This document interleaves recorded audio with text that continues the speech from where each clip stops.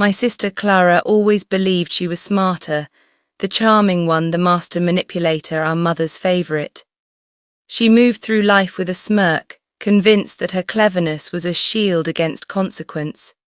When our mother died after a short, brutal illness, Clara didn't grieve, she mobilized.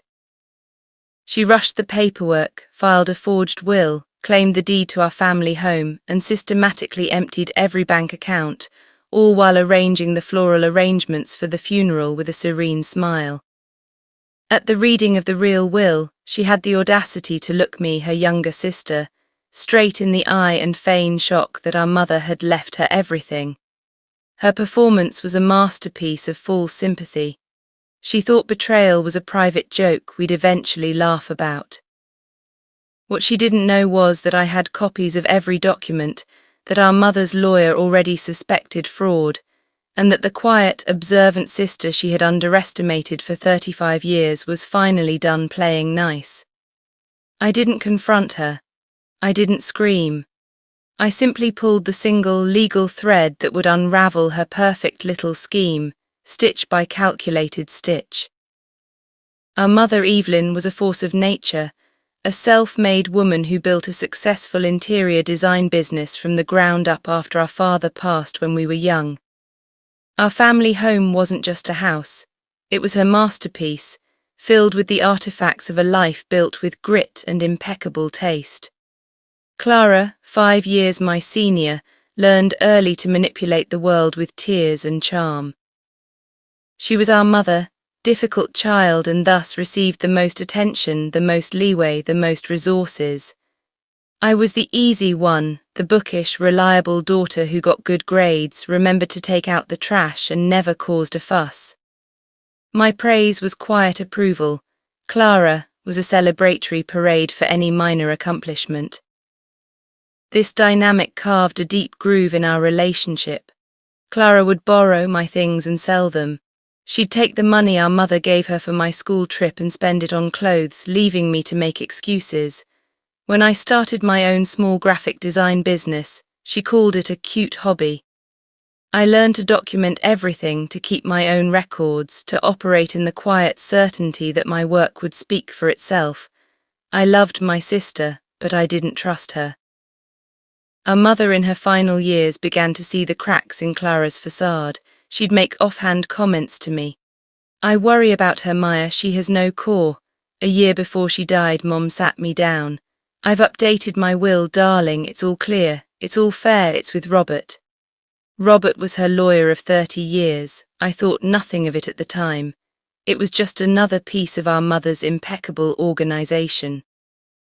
When Mom was diagnosed, Clara swooped in.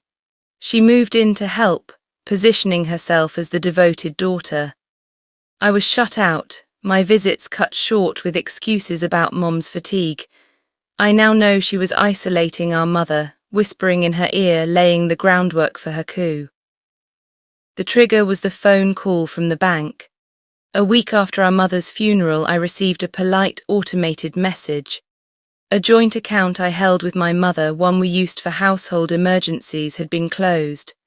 My keycard was declined at the grocery store. Puzzled, I called the bank. The representative, after verifying my identity, informed me that the account had been zeroed out and closed by the estate's executor, Clara Evans, per the instructions of the will. My blood ran cold. Executor, I went to the county clerk's office, a knot of dread in my stomach. There I found it. A will had been filed for probate. It was dated just 3 months prior, superseding the one my mother had told me about. In this new document, I was left a single, sentimental piece of jewellery. Clara was named the sole executor and beneficiary of the entire estate. The house, the business, the investments, everything. The signature looked like my mother, but it was wobbly. Weak, it was signed during the worst week of her chemotherapy. I drove to Clara's house, my mother's house, my hands shaking on the wheel. She answered the door, already dressed in one of our mother's silk robes. "Maya," she said, her voice a practiced blend of sorrow and condescension. "This is a surprise." I held up the printout from the clerk's office. "What is this, Clara?" She sighed as if explaining something to a slow child. Mom changed her mind at the end, Maya. She saw how devoted I was. She realized where true loyalty lay. She wanted to make sure her legacy was in capable hands. She gave me a pitying look. I know it's hard, but it's what she wanted. The betrayal was so complete, so coldly executed, it felt like the air had been sucked from the world. She had stolen not just my inheritance, but my mother's final wishes.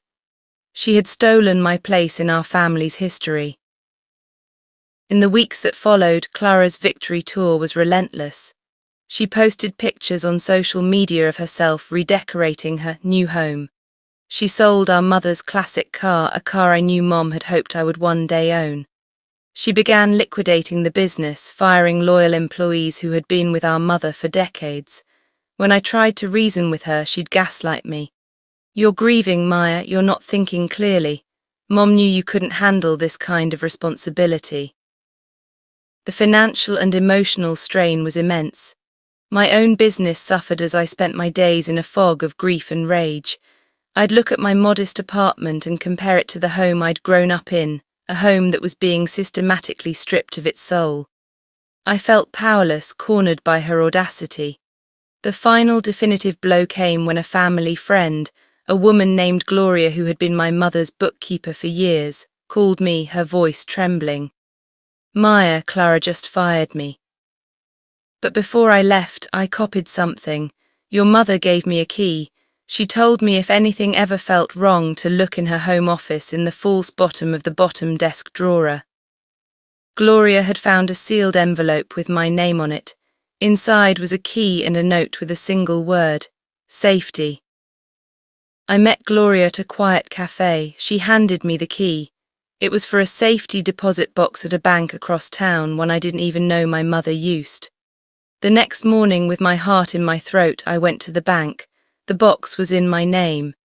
Inside I found the truth. There was a copy of the real, most recent will, the one filed with Robert, the lawyer. It left the house and business to me, stating I had the integrity and vision to uphold her legacy. Clara was left a generous trust fund, enough to be comfortable but not enough to control. There was a letter. In her elegant script my mother had written, "My dearest Maya, if you are reading this, then Clara has done what I feared. She has always been a taker. I love her, but I do not trust her. Forgive me for my blindness. Make it right." Tucked beside it was a notarized letter from her oncologist, stating that during the period the forged will was signed, my mother was on heavy medication and was, in his professional opinion, of unsound mind and highly susceptible to undue influence. The power balance didn't just shift, it inverted. I was no longer the victim of a theft. I was the holder of the master key to the entire conspiracy. I didn't drive to Clara's house and wave the documents in her face. That would have given her time to spin a new lie, to hide assets, to prepare. I went home, made a pot of strong coffee, and I planned. My goal was not just to win. It was to ensure her scheme collapsed so completely and publicly that she could never do this to anyone again.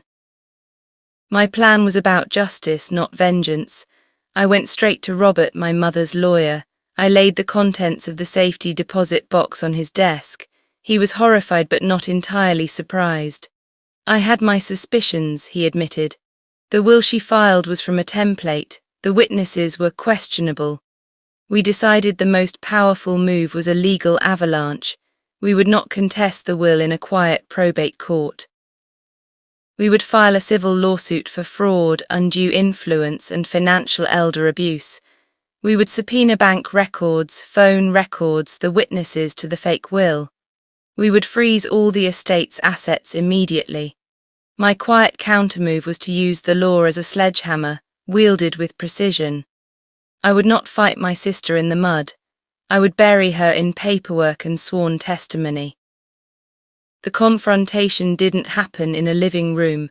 It happened in the sterile, intimidating environment of a lawyer's conference room during a deposition.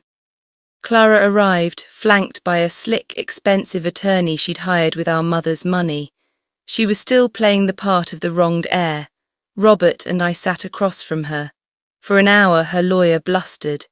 Then Robert began. He slid a copy of the real will across the table. "Can you explain this, Ms. Evans?" Clara's face went pale, but she held her composure. A forgery, a desperate act by a jealous sister.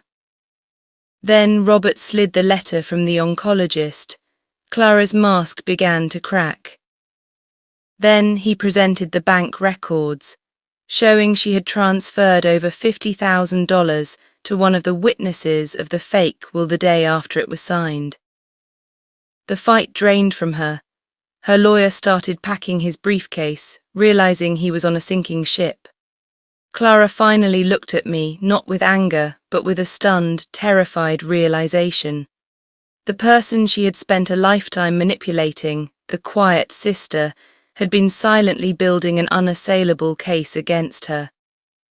"You," she whispered. "Me," I said, my voice calm and clear in the silent room. "I have copies of everything.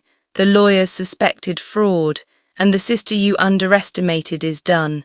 This is over, Clara, all of it." The power in the room was absolute. It wasn't a victory of shouting, but of incontrovertible evidence. It was the sound of a gavel falling before it was even struck. The legal aftermath was swift. The fake will was thrown out. The real will was enacted. I inherited the house and the business. Clara was not charged criminally, but the civil judgment against her for the stolen funds was massive. She was left with nothing but the trust fund from the real will, which she quickly squandered. We do not speak. The sister I knew is gone, replaced by a cautionary tale. I live in our family home now. It is filled with light and peace. I revived my mother's business, rehiring the loyal staff and running it with the integrity she valued. The house is no longer a trophy. It is a home again, filled with the memory of my mother's true love, not Clara's greed. This real-life story taught me that the quiet ones are not weak. We are gathering evidence. I learned that the most dignified revenge is not a dramatic showdown, but the patient, meticulous dismantling of a lie with the truth. I lost a sister, but I reclaimed my mother's legacy and found my own formidable strength. The greatest inheritance isn't property or money. It's the integrity to fight for what's right, even when the enemy shares your blood. If this emotional story about family, betrayal, and quiet strength resonated with you, please share your thoughts in the comments. For more calm, reflective, real-life stories, like and subscribe. Thank you for listening.